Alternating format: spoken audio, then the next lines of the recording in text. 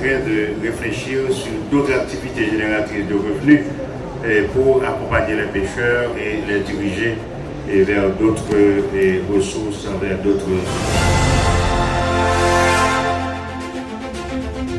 Donc les pêcheurs concentrent leur activité au niveau des côtes, ce qui en fait augmente la pression sur les ressources, sur les écosystèmes d'abord, mais aussi sur les ressources marines. Donc la mise en place d'aires marines protégées va permettre d'abord d'avoir des plans de gestion.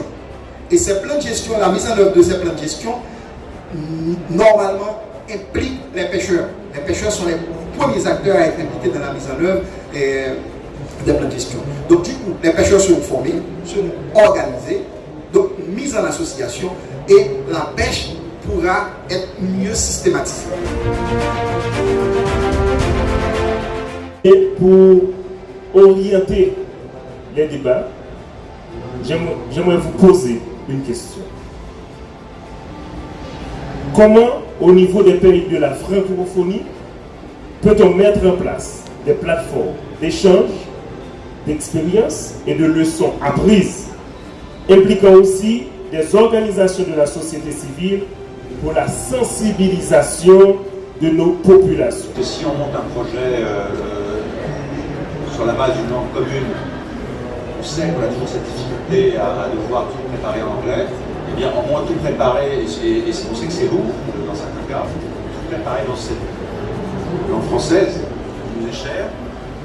Et ensuite, effectivement, pour les documents les plus importants, si c'est nécessaire, de les présenter dans votre... Au niveau institutionnel, quelles sont les mesures adoptées par le pays donc, pour faire face à cette situation?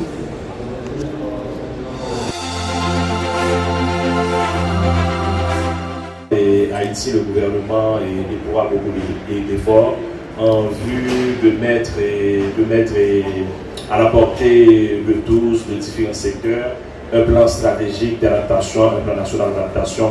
Nous sommes en phase de préparation de ce document. Mais bien avant, nous avons eu notre PANA et ce que je pense...